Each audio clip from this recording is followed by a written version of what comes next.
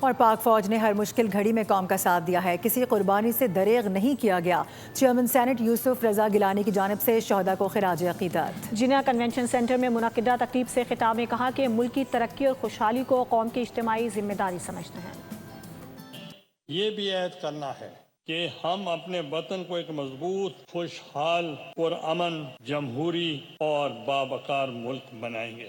ضرورت صرف اس امر کی ہے ہم قومی مفاد کو ذاتی اور سیاسی اختلافات سے بالاتر رکھیں۔ پاکستان نے حالیہ برسوں میں عالمی سطح پر ایک ذمہ دار، امن پسند اور فعال ملک کے طور پر اپنی شناخت کو مزید مستحکم کیا ہے۔ مکہ دفاعی معاہدہ پاکستان کا ایک شاندار سفارتی اور اسٹریٹجک کامیابی ہے۔ صدر آصف علی زرداری، وزیر اعظم Shahbaz Sharif, chief of defence forces field marshal Syed Asim Munir نے اپنی قائدانہ صلاحیتوں، تدبر اور عملی اقدامات کے ذریعے دنیا کو دکھایا کہ پاکستان نہ صرف خطے بلکہ عالمی سطح پر امن کے لیے ایک کلیدی قوت ہے۔